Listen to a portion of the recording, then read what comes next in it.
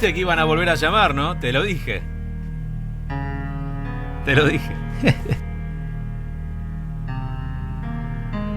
Ahora con lo de los juicios deben estar facturando a lo loco. Esta vez les cobro, ¿eh? Esta vez les cobro.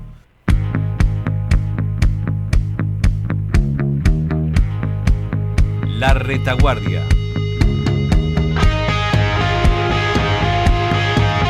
Un programa de periodismo social en el aire desde 2003. La Retaguardia.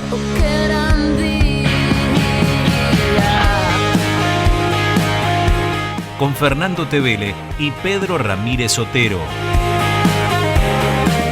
La Retaguardia, un programa de periodismo social.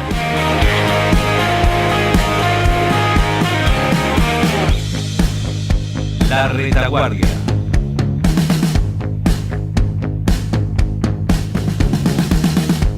Decimonovena temporada. Buenas, ¿cómo va? ¿Cómo estamos? Bien, estamos bien. ¿Vos cómo estamos? Bien, bien, bien. ¿Le podremos pedir para resolver esta cuestión de la apertura que dice no sé cuánto temporada y que atrasa 4 años? Le podemos pedir esa parte nada más. ¿Le podemos pedir a Julián Bouvier que nos haga una canción tipo Pasaron Cosas? Que diga, La Retaguardia. ¿Cómo que diga cómo? La Retaguardia. Así, algo Bueno, pegadizo. pidámosle. Que la gente vaya por la calle silbando la melodía de este programa. Yo pensé que ibas a decir que le pidamos a Diego Corbalán, el locutor, Sí. no que grabe todo, no que grabe una apertura nueva, sino que diga, en lugar de 19ª, que diga la temporada que corresponde y lo pegamos ahí arriba. No estaba mal el parche, ¿eh? Es una buena no estaba manera. mal el parche. Yo lo que hice para resolver esa cuestión en mi programa... Hay que sacar, no hay que decir. Ya que nombraste a Julián Bouvier, decimos que en mi programa que tengo los viernes con Julián Bouvier, Sí, de 17 a 18 horas, aquí en La Retaguardia, sí. tenemos una apertura que no dice años. Claro, es la mejor manera de resolverlo. Dice que nuestro programa es una vergüenza, pero no dice años. Por supuesto. Si no, lo que tiene de bueno poner el año es que en programas serios te obliga a renovarla todos los años. Pero tiene que ser un programa serio. Es un problema, eso, No puede es un ser problema, cualquier efectivamente. Hoy vamos a convocar a Alejandro Fabri a hablar de cómo Atlanta hubiera ganado contra el Auckland City, ¿o no? Atlanta no, Platense. Mirá el delirio de lo que estaba planteando. Igual Atlanta quizás le ganaba al Auckland City también. Sí, es probable.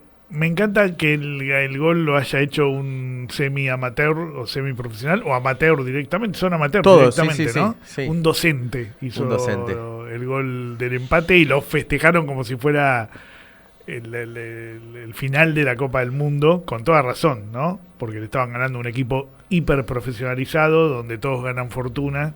Y se llevan una buena plata para repartir entre ellos. Ya dijeron que la van a repartir, bueno, digo, una buena plata dentro de lo que significa para un equipo semi-amateur llevarse esa guita del Mundial de Clubes, que ya dijeron que lo van a repartir entre los integrantes del plantel y el cuerpo técnico también, así que ahí volvían a sus laburos los integrantes del plantel del Auckland City, que en algunos medios estuvo saliendo de que laburaban cada uno de ellos, y también cómo hicieron para acomodarse las fechas y las vacaciones, y tomarse las vacaciones todas juntas para poder ir a jugar el Mundial de Clubes, porque por supuesto no podían pedir permiso en sus laburos para irse a jugar, así que se acomodaron las vacaciones muchos de ellos para poder estar ahí y jugar 2 partidos que estaba claro que iban a perderlos. Uno lo perdieron 10-0, el otro lo perdieron 6-0, y llevarse un empate contra Boca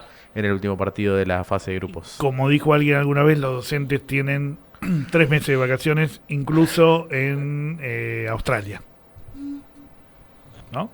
Por eso pueden ir a jugar. Sí, Nueva Zelanda. Nueva Zelanda, perdón, estoy refutbolizado, me las sé todas de fútbol. Bien. No vamos a hablar con Alejandro Fabri. No vamos a hablar con Alejandro No vamos a Fabri. hablar de Atlanta, no vamos a hablar de No Platense. vamos a hablar con Alejandro Fabri fundamentalmente porque Bouvier dijo, hagan la nota con Fabri que yo después la subo a la web y no la subimos. No sucedió. Pero vamos a... Sí, no vamos a escuchar a Juli, ya que lo estamos nombrando tanto hoy, porque fue parte de una mesa en la estación Darío y Maxi.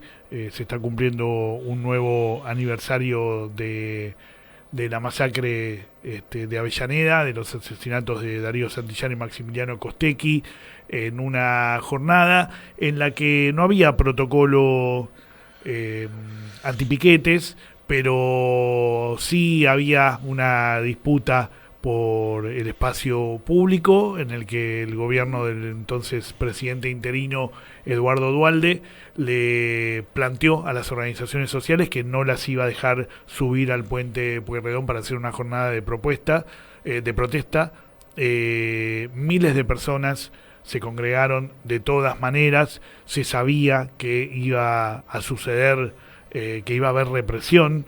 Lo que nadie imaginó era que las fuerzas tanto provinciales como federales iban a desatar una verdadera cacería contra los manifestantes, que terminó con las muertes de Costecchi y Santillán, pero que terminó con decenas de heridos con balas de plomo, y una persecución que duró cuadras, ¿no? Como diciéndole, vuelvan al conurbano profundo, no se animen a volver aquí. Y bueno, cabe siempre pensar que estaríamos pensando y diciendo de aquella masacre, y hasta dónde se estaría discutiendo si no hubieran aparecido las fotos de los fotoperiodistas, ¿no? Y también ahí uno rápidamente puede enlazar y decir, por eso este gobierno lo primero que hizo fue desalentar las manifestaciones en las calles, porque el 2001, el 2002 fueron un aprendizaje en ese sentido para quienes estuvimos en las calles, pero también para los gobiernos que no quieren a la gente en las calles. Y por otro lado, el rol del fotoperiodismo en la Argentina ha tenido un hito en esa jornada tan triste y tan nefasta, y por eso también la represión tiene como sujetos hoy a quienes están con sus cámaras fotografiando. Hay una jornada cultural, como siempre. Va a haber música, bueno, está ocurriendo en este momento, creo, la música. Todavía no sé si con este frío habrán llegado hasta esta hora, pero por la tarde hubo una mesa y vamos a escuchar parte del contenido en un ratito. Así es. Estaba allí Julián Bouvier y Camila Cataño, estuvieron participando. En este caso, arrancamos accidentados este programa. En este caso, Julián Bouvier estuvo participando de la mesa, una mesa que estaba enfocada en las juventudes, por decirlo de alguna manera. Camila Cataño siempre la tenemos escondida detrás de la producción, detrás de las cámaras. No la hemos escuchado en esta jornada, pero sí estuvo haciendo ese laburo impecable que hace desde las sombras, quizás, por decirlo de alguna mala manera. Les mandamos un gran saludo a ambos y estaremos escuchándolo a Juli al menos y el resto de la mesa en un ratito nada más. Pero también nos vamos a meter en el juicio de Cristina, porque declaró la vecina que por suerte no es la vecina ahora mientras Cristina cumple su prisión domiciliaria. Menos mal que Tesanos Pinto no es vecina de Cristina en este momento, porque creo que estaría más enojada que nunca. Pero en aquel momento no solo era vecina allí en Recoleta, sino que también estaba ligada a la gente de Revolución Federal. Sí, yo decía esta mañana en la transmisión en vivo que cuando un hecho, en las causas complejas que nosotros seguimos, cuando un hecho es tan evidente, pero no tiene una explicación lógica, son los servicios de inteligencia. Casi que es una regla, casi que es una norma eso. Jimena Tesanos Pinto alquilaba el piso superior del mismo edificio en el que vivía Cristina Fernández de Kirchner en el momento de del atentado, el 1 de septiembre del 2022. Ya sabíamos por testimonios anteriores en el juicio, porque los referentes de Revolución Federal ya dieron testimonio en este juicio, y también lo recordamos en la transmisión de esta mañana con algunos segmentos, ya habían dicho que ellos varias veces habían ido a la casa de Tezanos Pinto, es decir, lo vuelvo a decir, al piso de arriba del de Cristina, días antes del atentado incluso. Uno dijo que para hacerle laburos de albañilería le arregló unos azulejos. Otro porque como un mes antes del atentado le hicieron una causa porque cuando asumió Sergio Massa como hombre fuerte del gobierno de Alberto Fernández, él se acercó y golpeó la camioneta en la que salía del Congreso Massa y además agredió a un periodista. Entonces le armaron un proceso judicial, le armaron en el buen sentido, por las agresiones, ¿no? Como sucede en general en estos casos. Y Tezanos Pinto le puso una abogada, abogada que también vive en esa casa, en una de las piezas que le alquiló, o bueno, hoy dijo durante el testimonio que ella es así generosa y cuando ve gente con talento ayuda. Yo traté de dar lo mejor de mí esta mañana para que se sume a nuestra comunidad, Tezanos Pinto, ya que es tan generosa. La cuestión es que el testimonio que dio hoy a mí solo me corroboró aquella regla a la que hacía referencia, ¿no? Una persona que admitió, así como al pasar al cierre, vamos a ir escuchando los segmentos, pero adelanto algunas cosas. Terminó diciendo que para ella el atentado tiene cosas raras, por lo que ella no está segura de que haya sido un atentado, y cuando le preguntaron por qué, dijo que la guardia pretoriana, que dice ella tenía a Cristina conformada por militantes de la Cámpora, en verdad estaba ese día desarmada de alguna forma, y que ella tenía videos de los días anteriores y sabía cómo estaba conformada la guardia. ¿Eso no es laburo de inteligencia previo a un atentado? Bueno, no sé, algunas cosas raras. A ella les deja dudas el atentado, a nosotros nos dejó dudas su testimonio. Si querés empezamos a recorrer parte del testimonio. Primero tanda y después ya nos metemos a escuchar entonces a Jimena Tezanos Pinto. Dale.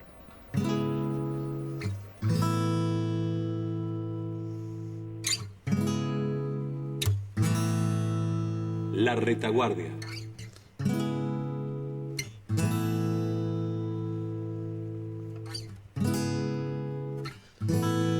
Por un mundo sin esclavos. Si tenés un programa de radio, un diario, una revista o manejás un medio digital, del 1 de junio al 31 de agosto está abierta la inscripción de medios vecinales para las producciones independientes radiales, gráficas y digitales en la ciudad. Encontrá toda la información que necesitas para registrarte en buenosaires.gov.ar/comunicación social. Buenos Aires Ciudad, vamos por más. En la ciudad, para evitar contagios en las aulas, vacuná a los chicos respetando el calendario de vacunación. Entrá a buenosaires.gov.ar/salud y conocé los vacunatorios o centros de salud más cercanos. Buenos Aires Ciudad.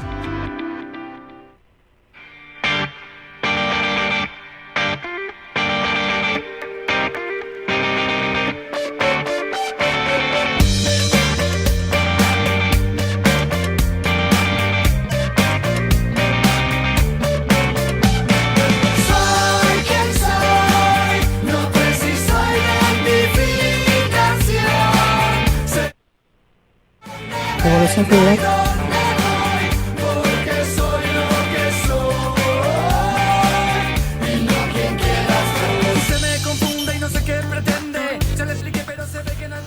bajando violentamente la cortina, ¿no? Sí, sí. Lo que todo el tiempo rondó el testimonio de Jimena Tesanos Pinto, a quien vamos a escuchar ahora, fue justamente Revolución Federal. Le preguntaron sobre Revolución Federal si ella era parte de esa organización, si las conocía. Revolución Federal es un grupo. A la organización Revolución Federal. Revolución Federal es un grupo de chat, hasta donde tengo entendido. Bueno, y si nos puede explicar entonces qué es lo que tiene entendido y qué es ese grupo. Que es uno de los varios grupos de chat donde se juntaba gente para ir a manifestar a la plaza por para hacer protestas en contra de las actitudes del gobierno de Fernández, especialmente con la cuarentena, el encierro y ese tipo de cosas. ¿Y desde cuándo, se sabe desde cuándo existe ese grupo? No tengo ni idea porque nunca estuve en ese grupo de WhatsApp. Y usted,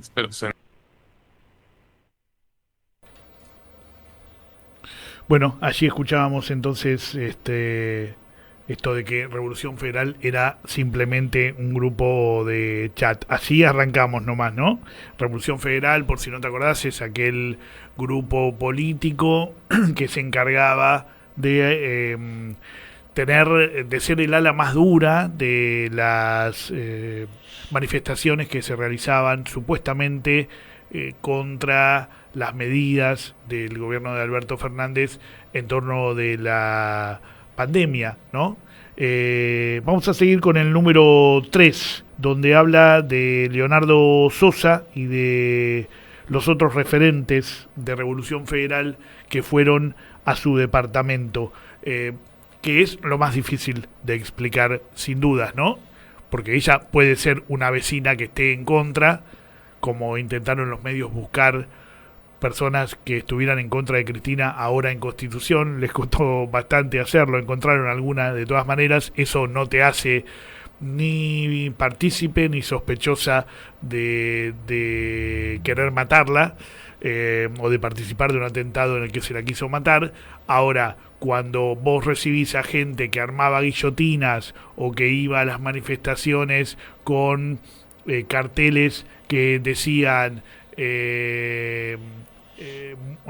muertos, presos o exiliados, o con gente que se abalanzaba contra los autos de los funcionarios y golpeaba las puertas y el vehículo mientras iban andando, era gente que había decidido claramente pasar a lo que se llama en esta métier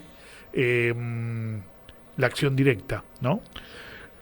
Escuchamos a Jimena Tesano Pinto, entonces, hablando sobre Leonardo Sosa y los otros referentes de Revolución Federal. ¿Y es decir, algún integrante de ese grupo usted lo conoció personalmente? Sí, Leonardo Sosa. Perdón, no lo escuché. Leonardo Sosa. Ah, ¿y por qué lo conoció? Porque vino a mi casa porque yo estaba preparando una iniciativa popular para hacer en Cava, para sacar el nombre de Rodolfo Walsh de la estación de subte Belgrano y reemplazarlo por Favaloro. Había presentado en la legislatura una iniciativa popular y estaba conectándome con gente como para buscar adhesiones. Necesitaba juntar alrededor de 50.000 firmas. Uh-huh. Y específicamente a Leonardo Sosa, ¿cómo lo contactó? No, yo no lo contacté, vino con una amiga a casa, ¿Con qué amiga? con Luján Romero. ¿Recuerda cuándo fue que él fue a su casa? Fue justo el domingo después de la vigilia. La vigilia se refiere al... La vigilia terminó cuando Máximo Kirchner y Kicillof rompieron las vallas, se armó un despiole terrible, realmente muy, muy jorobado el sábado. Y al día siguiente, el domingo, ya amaneció todo tranquilo en la calle. No había más gente, no había nada. Bueno, Ese domingo nos juntamos en casa. Ya estaba planeado de mucho antes. uh-huh. Y estaba entonces Leonardo Sosa, Luján Romero y ¿había alguien más? Sí, habían otras personas más. ¿Recuerda quiénes eran? ¿Es importante a los efectos de decirlo acá? Para nosotros sí, si lo recuerda. Eh, sí recuerdo. Yo personalmente puedo hacer una pregunta acá a alguien por las preguntas del... Eh, a ver, no, conteste si conteste que recuerda o no recuerda. La pregunta no fue objetada, el tribunal entiende que no la está objetando, no está diciendo que no da lugar. Es lo que usted recuerda. Ok. ¿Quiénes estaban? Estaban Luján Romero, estaba Gastón Guerra, estaba... creo que estaba Gladys. Había más personas y en este momento se me hizo un blanco. No sé si fue a propósito o qué, pero en mis publicaciones de Twitter están todas las fotos de esos días. Ok. ¿Gastón Guerra recuerda quién era? Gastón Guerra, sí, Gastón Guerra es un chico que cuando Massa fue nombrado superministro y bajó las escalinatas del Congreso como si fuera Superman, se subió a una camioneta y cuando pasó al lado de él le golpeó la ventanilla con mucho enojo y mucha fuerza. Y es un chico de Moreno que había ido a protestar porque estaba bastante harto de la situación de inseguridad que se vivía en su barrio. ¿Y sabes si él era también parte de ese chat del de Revolución He Federal? entendido que estaba también en Revolución Federal, pero no lo tengo muy claro porque yo no era parte de ese grupo de chat. ¿Y esa fue la única vez, perdón, que los vio a ellos? No, a Gastón Guerra no. A Gastón Guerra lo vi antes y lo vi después. ¿Y ellos le comentaron algo respecto a esta organización, Revolución Federal? Leonardo habló de su agrupación como diciendo que es lo que él podía colaborar, por así decirlo, en la difusión de la campaña para juntar firmas que tenía este grupo de chat de como 250 personas.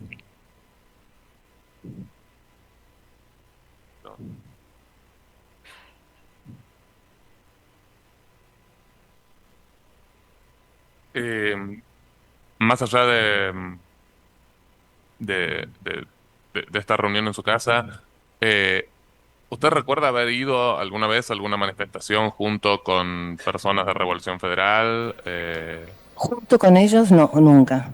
Si hemos coincidido en varias marchas, sí, porque desde hace bastante tiempo que me manifiesto en las plazas, o por lo menos a partir de la pandemia con bastante más asiduidad. Cada convocatoria que hubo, creo que me sumé. Es muy loco, ¿no? Porque esta es la gente que cuando está en el poder dice que no se puede hacer nada en las calles, que no se puede protestar. Ahora, cuando ellos son oposición, cuando a ellos no les gusta un gobierno, ellos pueden hacer lo que quieran, ¿no? Y aprovecharse de que nadie les va a ir a romper la cabeza o a tirar un tiro para asesinarlos, ¿no?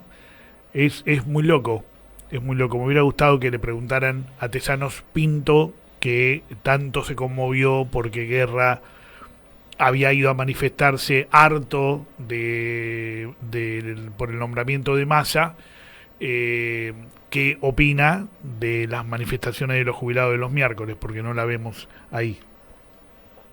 Seguramente debe opinar que está mal y que está politizada. La vamos a escuchar ahora hablando sobre Delfina Wagner. Le pregunto también si conoce a una persona llamada Delfina Mesa. Sí, Delfina Wagner. Delfina Mesa, sí, que ella se hace llamar Delfina Wagner, sí. Bien, sí, sí, quisiera preguntarle de qué la conoce. La conozco porque me la presentaron en casa y me pidió si podía alquilar una habitación. Y estuvo viviendo en casa. Sí, estuvo viviendo en casa bastante tiempo. ¿Eso cuándo fue aproximadamente? Fue después del atentado eso. No sé si fue por octubre Octubre del 2022. Ok, y más allá de eso, ¿usted la conoció recién en octubre o ya la conocía antes y le alquiló la habitación en octubre? No sé si... La había conocido una vez que se hizo en casa una asamblea de pibes libertarios. Una reunión de juventud de pibes libertarios. Que eso había sido... Mucho antes, en algún momento. Ok.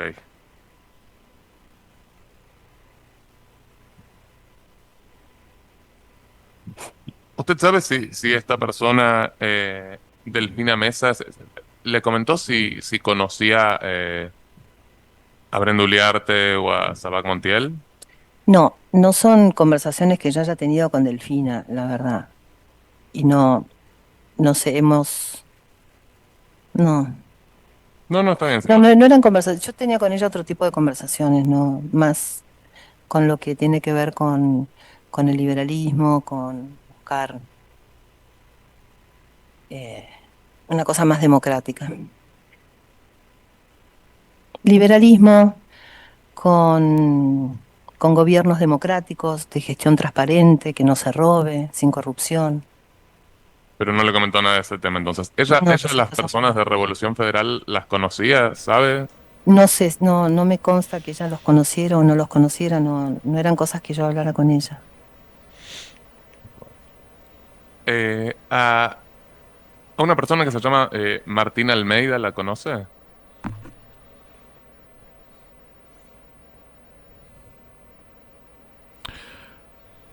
Bueno, la respuesta fue primero que no lo conocía a Martín Almeida o que no lo recordaba, hasta que le dijeron, es un chico que hace stand-up. Ah, sí. Bueno, para quienes escuchan este programa habitualmente o ven el juicio, es el que hace unos chistardos El de los bárbaros. chistardos. Sí, que fue a dar testimonio del juicio en una actitud bastante parecida a la de Tesanos Pinto, bastante parecida a la del Presto. Fueron todos con una actitud así muy sobradora ante la justicia, que hoy se notó también en ella. Finalmente dijo que sí, que lo conocía y que lo había ido a ver porque era un gran humorista. En fin, esa es su manera de detectar talentos. No coincidimos tampoco en eso. Con Jimena Tesanos Pinto, la vecina, por lo menos la vecina de Cristina Fernández de Kirchner en el edificio de Recoleta, donde la quisieron matar en la calle antes de que ingresara. Vamos a escuchar, bueno, después dijo que ella se sentía perseguida por Cristina porque le habían empezado una causa, y después se refirió a su participación en el PRO, porque ella la quiso minimizar diciendo que solo había sido fiscal. Escuchemos. Aquello no es militancia política. Porque la capital federal. Militancia política en otro, en algún distrito que no sea eso, Recoleta o la capital federal. Aquello no es militancia política. Por ejemplo, participó específicamente, concreta la pregunta, pero quería preguntarle si participó en una fiscalización en Almirante Brown. Participé en Almirante Brown y en un montón de otros lugares antes. Fiscalizo desde el 2011. Me Perfecto. sumé en la red Ser Fiscal y he ido a varios lugares del conurbano, sí. Y ¿usted conoce a una persona llamada Florencia Retamoso? No me suena en lo absoluto. No recuerda haber fiscalizado en una elección en la que ella era candidata o para ella. Yo iba a fiscalizar con un grupo del PRO, los poderes nos los daba Juntos por el Cambio, y mi contacto con esos grupos no se llamaba Florencia Retamoso, en lo absoluto. Que yo sepa, si en la boleta del PRO había una chica, Florencia Retamoso, no tengo ni idea. ¿A Gerardo Milman lo conoce? No, o sea, lo conozco de la televisión, Sí, pero sí, personalmente jamás. También le preguntaron por Luis Brandoni. Ella intentó negarse a responder diciendo que eso era una respuesta de su vida privada, algo personal. Por supuesto, la jueza volvió a intervenir y le dijo que tenía que responder. También en el video 8 vamos a ver cómo organizaba, o se organizaban, quizás no lo organizaba ella, pero había lo que denominó asamblea de libertarios en su casa. Como Severino No, Di fue una Giovanni, asamblea ponele. de pibes libertarios, ahí fue donde la conocí. Que yo usaba el pelo todo rosa en ese momento. Esta asamblea de pibes libertarios, ¿usted concurría o los invitaba asiduamente? ¿Desde cuándo? No, me pidieron me pidieron el lugar para hacer una asamblea de pibes libertarios, punto. perdón que le pregunte. Sí. ¿El consorcio la autorizaba a tener esas reuniones en su casa? ¿Y por qué tendría que el consorcio autorizarme a hacer reuniones en mi casa? No sé, yo vivo en propiedad horizontal hace años y el consorcio tiene varias restricciones sobre cuánta gente puede ir a un domicilio. No, no, en mi consorcio no, porque eso no es parte del reglamento de consorcio digitar quién hace uso, cómo hace uso usted de su propiedad privada, hasta donde yo entiendo. Entiende diferente porque En mi consorcio no hay ningún reglamento de copropiedad que yo tenga que pedir permiso a los otros copropietarios para hacer una reunión o no hacer una reunión. sí, pero como la siento tan preocupada en descubrir talentos en otras personas, Doctora, la Es pregunta es parte de ser madre. Ser madre tiene que ver con ver lo mejor del otro. Es algo natural que me brota, no es algo que estoy preocupada por hacer. ocuparse de los demás y descubrir sus talentos, me dice usted.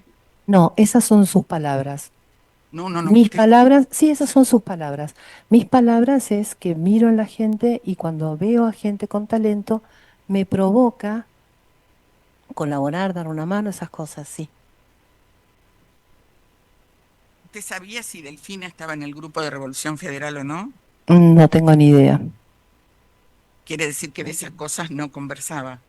No, porque a la Delfina la conocí después de todo el tema de atentado y todo ese tipo de cosas. Ella vino por otro tema a casa. Y respecto de su amiga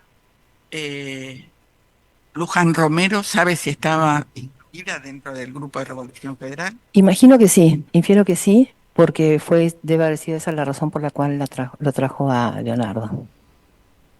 Luján estaba en un montón de grupos, habían un montón de grupos, infinitos grupos.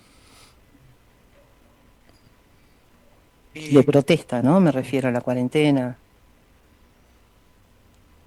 ¿Alguna vez se presentó a un scratch realizado enfrente de la Fundación del Instituto Patria? Esa la dejamos ahí para que la vayan a buscar. Te estamos haciendo esto de que vayas a buscar vos. Y te dejamos la pregunta en el aire y vos andá al video. Somos el clickbait del destape. Necesitamos monetizar a cualquier precio. Yo decidí, te meto este paréntesis acá, decidí bloquear al destape en redes sociales. Me harté. Insoportable. Me pudrí. Insoportable. Bueno, ese es el nuevo periodismo popular, ¿no? El de los frentes que se vienen. Estamos escuchando, si recién llegás, el testimonio de Jimena Tesanos Pinto. Vivía en el piso superior al que habitaba Cristina Fernández de Kirchner el día del atentado. La vamos a escuchar hablando ahora sobre Brenda Uriarte. Las personas que están imputadas en este juicio, No, ninguna. Sabag Montiel, Carrizo y Brenda Uriarte, ningún Ninguna. contacto. Bien. ¿O sabía de ellos por alguna otra persona de sus conocidos que hubiesen mencionado a alguna de estas tres personas? No, lo único que había visto a Brenda en un evento, en una cosa de los copitos, vendiendo copitos, diciendo que era mejor vender copitos que tener un plan o una cosa así en la televisión. Ah, por una nota televisiva. Sí. Que habían comentado. ¿Quién le comentó? ¿Alguno de sus conocidos? La vi yo, que me llamó muchísimo la usted. atención porque circuló, o sea, se sacó de las notas y la hicieron circular en las redes, donde básicamente ella planteaba que prefería vender copitos, que ganaba más plata vendiendo copitos que teniendo un plan. Y nada, eso se viralizó y ¿Y usted lo vio personalmente? eso lo vi, sí, pero es la única referencia que tuve. Y a raíz de eso, ¿usted lo compartió esto con alguno de la gente que iba a su casa? No fue tema de Charlaron. conversación en lo absoluto, no. Fue como algo que lo vi, pero no. Bien, bueno, gracias. El que le preguntaba es el juez Adrián Grunberg, ¿no? Le preguntaba, por ejemplo, si había compartido ese video o ese pensamiento positivo sobre Brenda Uriarte con alguno de los pibes de la asamblea libertaria que se hacía en su casa.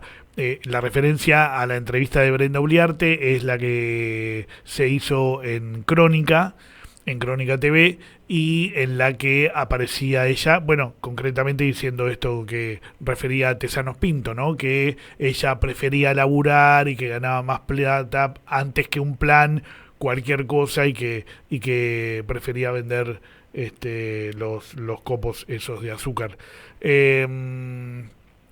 Y nos trae algo que para los que no estamos, por supuesto, en en eso que se fue generando desde abajo, ¿no? De que llegó a Milei al poder, en esa red, no le digamos más libertario, por favor, en esa red hoy oficialista, en esa red de ultraderecha, lo que vemos es que esa entrevista con Brenda Uliarte la hizo muy conocida, ¿no? Y muy elogiada en ese momento. Por último, vamos a escuchar las dudas que demostró tener Tezanos Pinto sobre el atentado y quedémonos con algo que dijo al pasar, ¿no? Esto de que sacaba fotos que le permitieron saber cómo era la seguridad de Cristina. ¿A partir de qué? Lo que le quiero preguntar es ¿por qué tiene Pregunta esas Gastón dudas? Marano de la ¿A partir defensa qué? de Carrizo. Básicamente porque en todo lo que yo fui viendo de Cristina, como vecina de arriba, siempre que ella llegaba, el auto cuando se bajaba del auto se armaba como un cordón con la guardia pretoriana que le decían. Eran gente de la Cámpora, por lo menos es lo que me ven informado de mí, pero la guardia pretoriana era como gente muy, muy allegada, de muchísima confianza de ella, y se armaba un cordón humano, y se abría como 1,5 metros y nadie se podía acercar, nadie podía atravesar eso, y de repente un día no hay nadie en la calle y este chico Sabac se puede acercar a ponerle una pistola a 20 centímetros en la cabeza. Es como muy raro. Siempre hubo una conducta y estos chicos pudieron acercarse tan fácilmente. Esas son las dudas que tengo yo y que tiene muchísima gente. Bien. ¿Algún La otro falta elemento? de... La falta de... Esto lo entendí claro. ¿Algún otro elemento que quiera aportar o que le haya generado dudas y que valga la pena compartir en ese sentido? De ese momento, de esa situación... Del por qué usted pensaba que el atentado no era tal, sino que era un montaje. Y básicamente por otras cosas que también después de que supuestamente gatilló y no salió la bala, se estaba yendo y lo frenaron, lo retuvieron unos simpatizantes y no gente de la custodia de Cristina. O sea, que Cristina no dejara que la custodia estuviera dentro del edificio antes del atentado no significaba que ella no estuviera muy bien resguardada, por lo menos.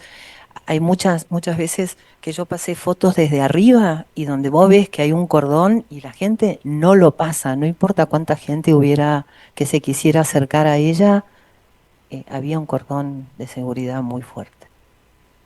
Le hago una pregunta que tiene que ver con su conocimiento del barrio y de esos días.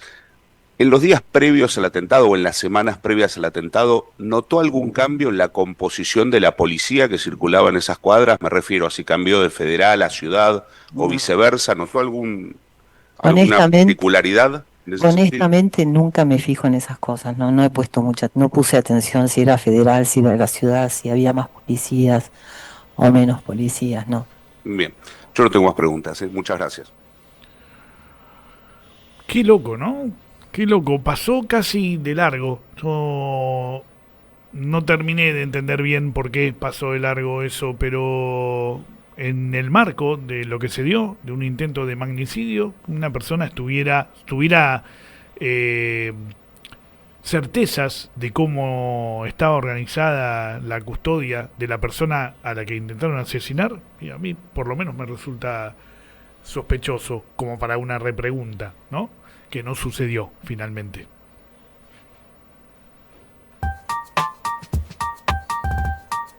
La retaguardia. Un inventario de resistencias.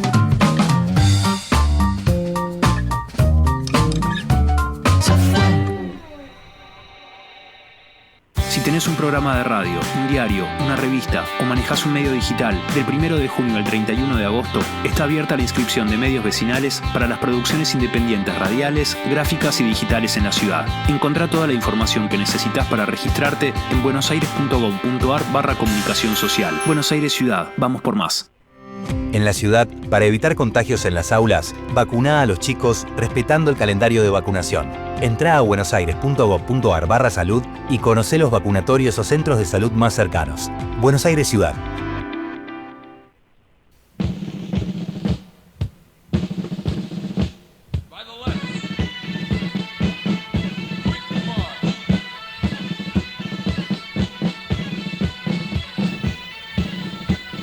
Entramos a plena marcha al parate musical.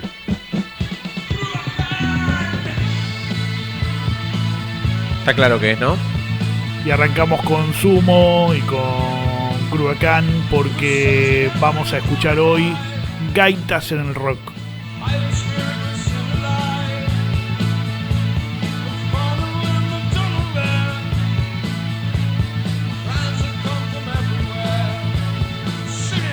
Y esas gaitas, estas gaitas que estamos escuchando, son un clásico en el rock y fueron una distinción que tuvo Sumo entre tantas otras en aquel momento, bien rupturista.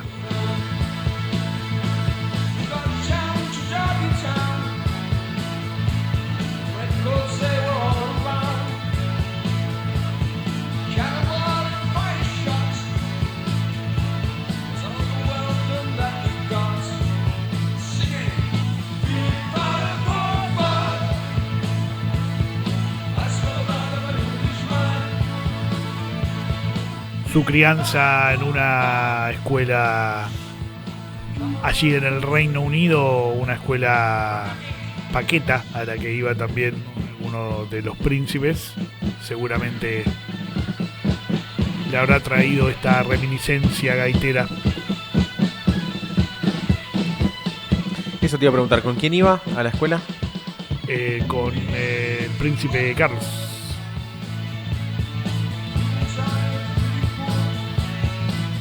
Espero que le haya pegado un par de cachetazos, ¿no?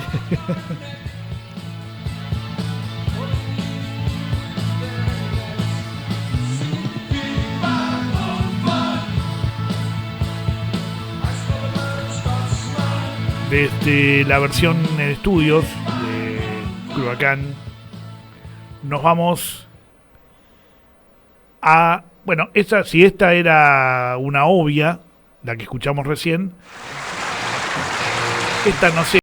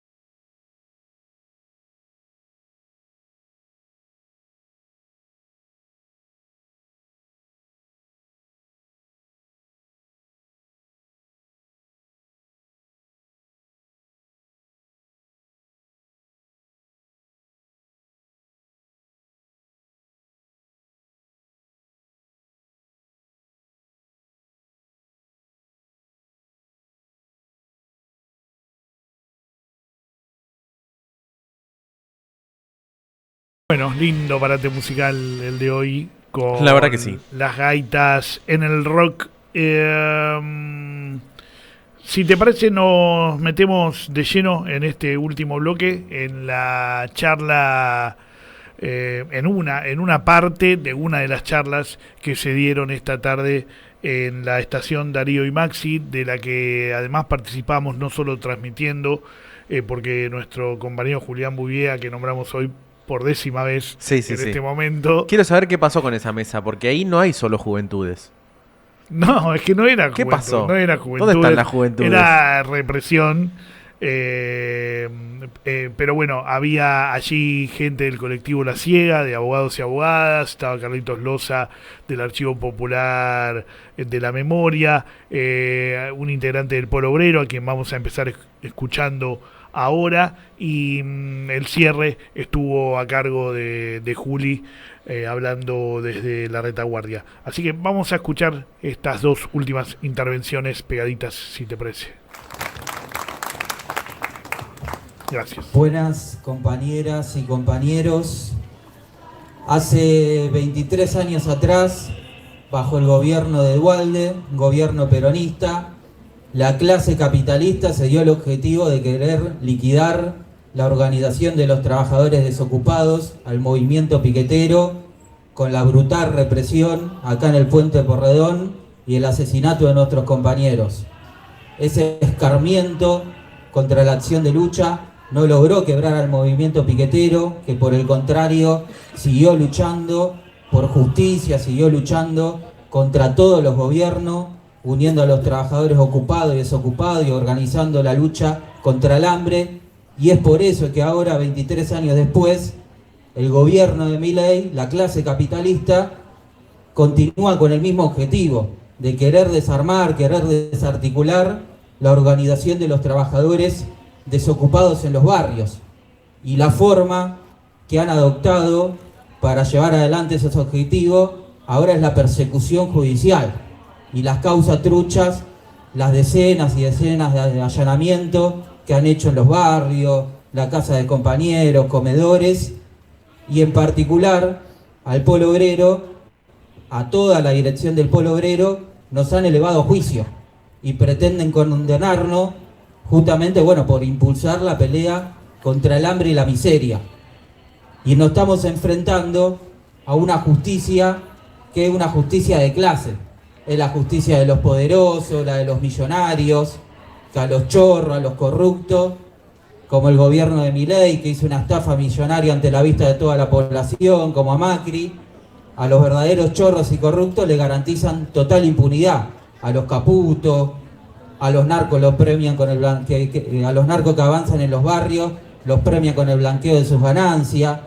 Y en cambio sí es una justicia que se ensaña y persigue a los luchadores populares. Y por eso que es esta justicia la que nos ha negado el más mínimo derecho y garantía para que nos podamos defender. Nos acusan por extorsión y nos negaron que vayan compañeros y compañeras testigos a atestiguar ante el juez, ante el tribunal, cómo nos organizamos. Podrían haber ido muchos de los compañeros y compañeras que están acá, podrían haberse presentado miles de compañeros que hubieran ido y explicado cómo nos organizamos, que nos organizamos en asamblea, que nos organizamos en plenario, que peleamos por el derecho al trabajo, que nadie nos arrastra y que de la única manera que logramos que llegue la comida a los barrios, de la única manera que logramos que algún compañero pueda ingresar a un programa social, era cuando salíamos todos juntos y nos plantábamos ante el ministerio y reclamábamos ante el Estado. Porque es el Estado, son los gobiernos los que destruyen el trabajo genuino, los que niegan la posibilidad de que podamos tener laburo.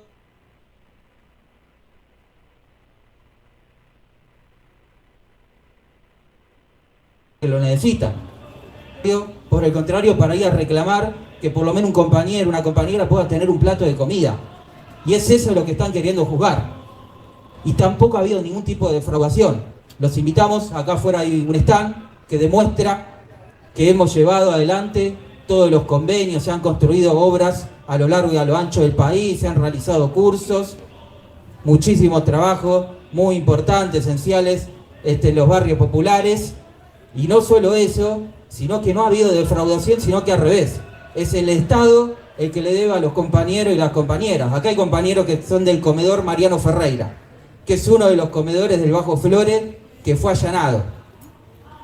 Y ese comedor cocina más de 600 raciones todos los días. El horno lo compraron los compañeros con el esfuerzo colectivo. Las 4 garrafas que usan todos los días los compañeros sale también del esfuerzo colectivo de todos los compañeros y las compañeras. Las compañeras cocinan sin un salario, sin los derechos laborales que corresponden. Por lo tanto, ¿quién le debe a quién? Es el Estado, son los gobiernos lo que le deben a los compañeros por el enorme esfuerzo colectivo que hacen y que aportan voluntariamente para sostener su comedor, para sostener su organización. Es eso lo que están queriendo juzgar. Y por eso es importante que nos unamos en esta pelea. Es decir, los próximos meses, las próximas semanas, no lo sabemos. También hay otras causas, hay otros compañeros que también están enfrentando juicios y nos tenemos que unir. Y esto forma parte de una ofensiva más general. Si el gobierno quiere avanzar con una condena sobre toda la dirección del Polo Obrero, sobre compañeros también de otras organizaciones, es una causa testigo. Es decir, lo que está en juego acá es la libertad de organizarnos, la libertad de protestar. Y forma parte de una ofensiva más general. Junto con esto tenemos el decreto que prohíbe el derecho de huelga, la reforma racista y discriminatoria contra la población migrante, la represión todos los miércoles sobre los jubilados, por enumerar algunos de los ataques a las libertades y al derecho a la protesta. Es un gobierno que viene a avanzar sobre todas las libertades democráticas para poder justamente avanzar con un ajuste brutal y pagar la deuda y pagarle al Fondo Monetario Internacional. Y por eso es muy importante que nos unamos para defender y para derrotar esta persecución. Porque nosotros queremos que se puede derrotar a este gobierno. Se lo puede derrotar. Y para eso no tenemos que esperar. Es decir, hasta ahora el gobierno avanza porque tiene la complicidad de la CGT, que esta semana se reunió con el gobierno a discutir la reforma laboral, que destruye los derechos laborales y por lo tanto destruye cualquier posibilidad de trabajo genuino, como peleamos nosotros. Los de la oposición, los de la supuesta oposición patronal nos dicen que hay que esperar al 2027, pero nosotros ahora tenemos que enfrentar a este gobierno. Ahora están los trabajadores de Morbillo, que también se acercaron acá, han puesto un stand afuera y que están peleando por recuperar su puesto de trabajo. Ahora los trabajadores del Garrahan necesitan defender su salario y defender la salud pública de todos. Ahora el movimiento piquetero necesita pelear y recuperar los alimentos en los barrios porque no para de crecer la desocupación y que venimos a protagonizar estos últimos meses 2 jornadas de lucha unitaria. Es decir, la lucha es ahora. Y para eso, desde el Polo Obrero, junto con otros sectores del movimiento obrero combativo, estamos impulsando un encuentro de trabajadores ocupados y desocupados que discuta un pliego de reclamo en defensa del salario, en defensa del trabajo, por la devolución. Allí estamos escuchando a un integrante del Polo Obrero. Esto sucedió en la tarde de hoy, para quienes nos están escuchando en vivo, este 25 de junio, en la tradicional jornada cultural y de debate que se hace para recordar a Darío y a Maxi. Ahora lo vamos a escuchar a nuestro compañero Julián Bouvier. Nos preparamos para el cierre escuchándolo.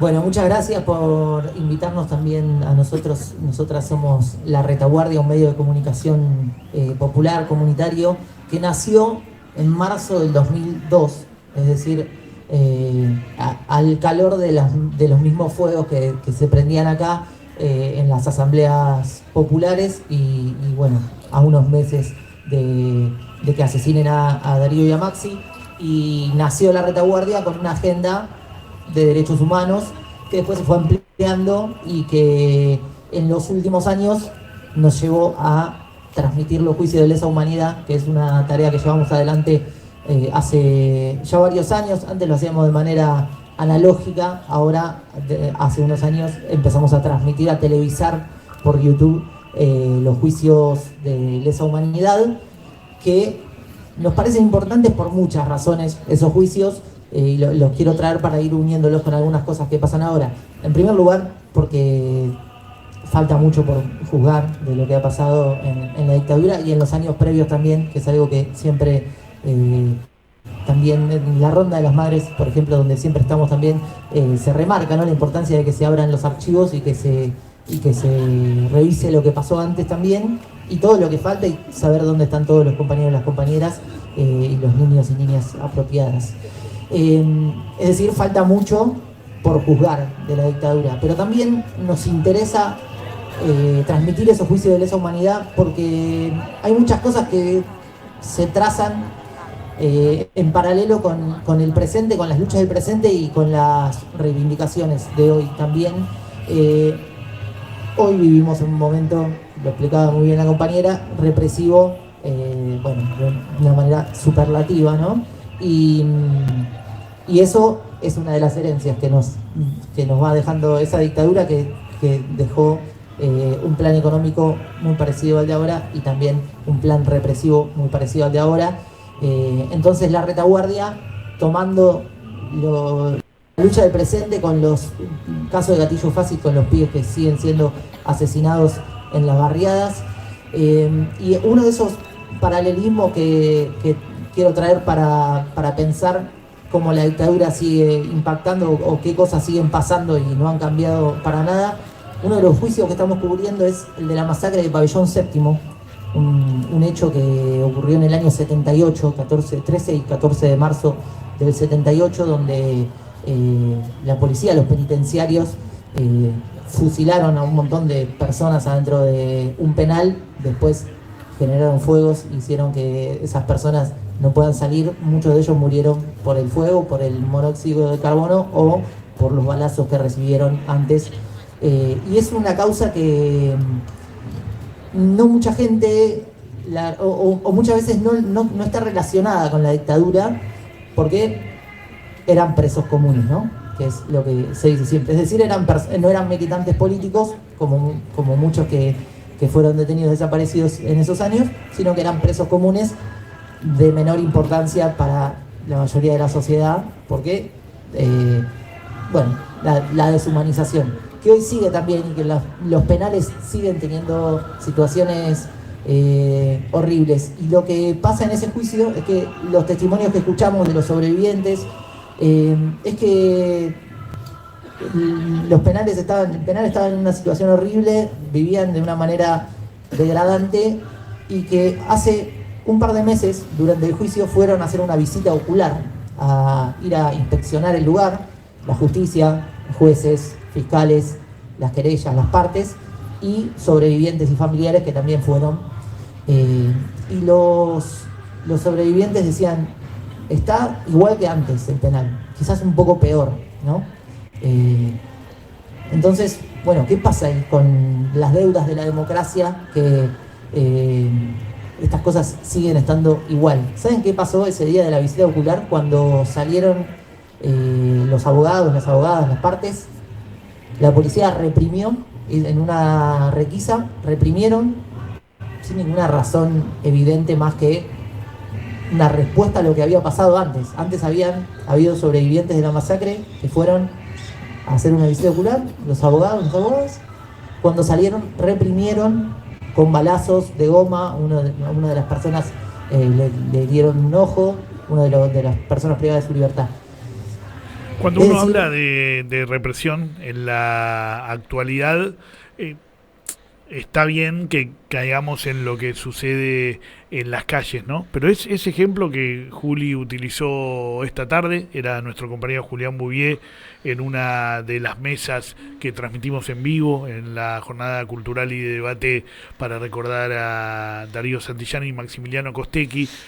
Ese ejemplo que él utilizó del día de la visita ocular por la masacre en el Pabellón Séptimo, juicio por crímenes de lesa humanidad, que varias horas después los abogados y abogadas empezaron a recibir mensajes desde adentro del penal denunciando que habían reprimido cuando se fueron los jueces, y que no haya pasado nada con eso, es como una foto muy fuerte de, primero, de varias cosas, de que la situación en las cárceles nunca cambió desde la dictadura, casi que no ha cambiado, y en algunos lugares hasta ha empeorado.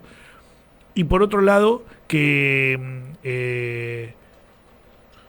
la justicia es parte del problema, ¿no? Porque si no puede evitar que suceda una cosa así después de que ellos mismos estuvieron visitando el penal, bueno, el poder está en otro lado, ¿no? Claramente, o por lo menos este poder está mirando para otro lado cuando se levantan los palos para pegar. Vayan al canal de YouTube de La Retaguardia, está la transmisión completa de la jornada de hoy. Así que vayan y terminen de escuchar a Juli, que faltaba un rato todavía. Nosotros nos despedimos. También había una transmisión, la clásica transmisión ya de los medios, de otros medios alternativos, de la que participamos durante muchísimos años, que hoy está llevada adelante por otros medios alternativos de comunicación desde el hall de la estación. Hasta el miércoles que viene. Nos vemos.